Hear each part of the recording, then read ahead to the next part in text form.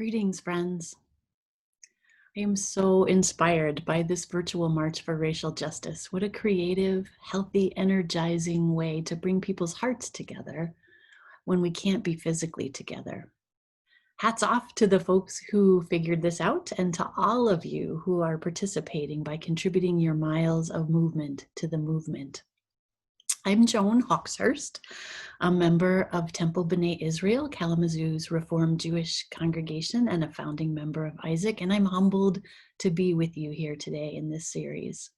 I'm not a religious leader or an expert, just a congregant and a citizen and a white person trying to be an effective ally. I grew up being told to be polite. If you don't have something nice to say, don't say anything. I'm still working on learning to speak up, still practicing using my voice for justice and equity. I grew up in a traditional white Christian family and then fell in love with a person who was Jewish. For me, understanding the historical oppression of the Jewish people was my entry point to understanding the systemic oppression of Black and Brown people. Last Friday, on the anniversary of the 1963 March on Washington and Dr. Martin Luther King Jr.'s I Have a Dream speech, over 600 Jewish organizations and congregations signed a full-page ad in the New York Times saying, unequivocally, Black Lives Matter. I can't think of a more meaningful message for me to share with you than the words of this ad from the Jewish community, which was signed by my denomination and tweeted by my rabbi. So I'll conclude by reading from it.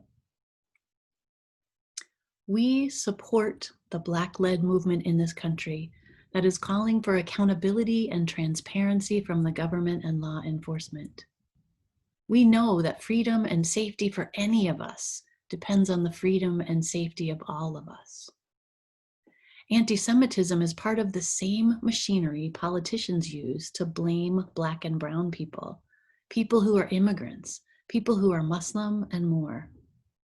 But whether they generate division and fear based on our religion, our skin color, or how long we've been here, their goal is to keep us from working together to win the things we need, all of us need, to survive and thrive.